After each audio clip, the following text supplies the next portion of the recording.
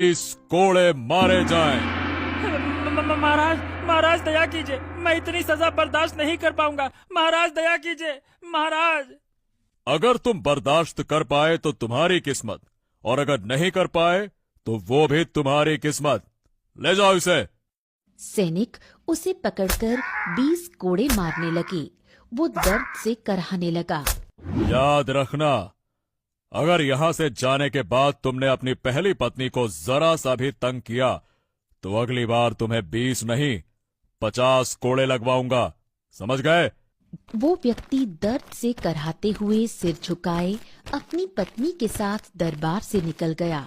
राजा विक्रम मंत्री चप्पू सिंह से बोला, जाओ पूरे केशव नगर में ऐलान कर दो कि अब से हमारे राज्य में एक पत्नी के रहते हुए दूसरा विवाह करना अपराध माना जाएगा, और जिसने भी ऐसा किया उसे कठोर से कठोर दंड मिलेगा। जाओ। ये सुनकर मंत्री चप्पू सिंह चौंककर राजा विक्रम की ओर देखता हुआ बोला, अरे महाराज महाराज, आप ये क्या कह रहे हैं? आपके इस आदेश से राज्य में खलबली मच जाएगी।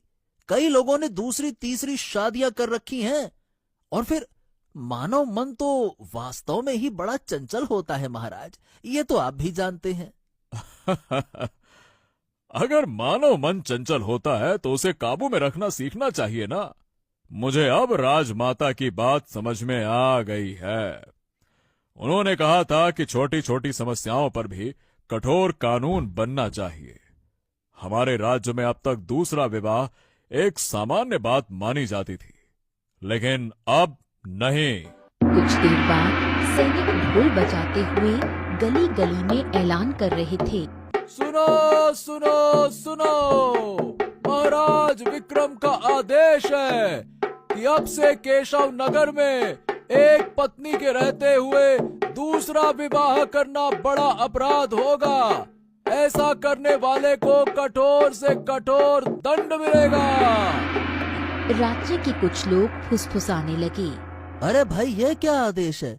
राजा महाराजा तो खुद 3-3 4-4 शादियां करते हैं, और हमें एक से आगे बढ़ने पर दंड मिलेगा। यह क्या बात हुई भाई? हैं और क्या? अरे ये तो सरासर प्रजा पर अन्याय है। राजाओं के लिए अलग कानून और प्रजा के लिए अलग। वाह वाह वाह वाह वाह। अब तो भैया कई लोग मुसीबत में आ जाएंगे, देख लेना। उस दिन के बाद राजा विक्रम के दरबार में हर रोज इस कोड़े मारे जाएं।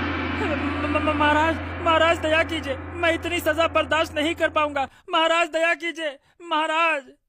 अगर तुम बर्दाश्त कर पाए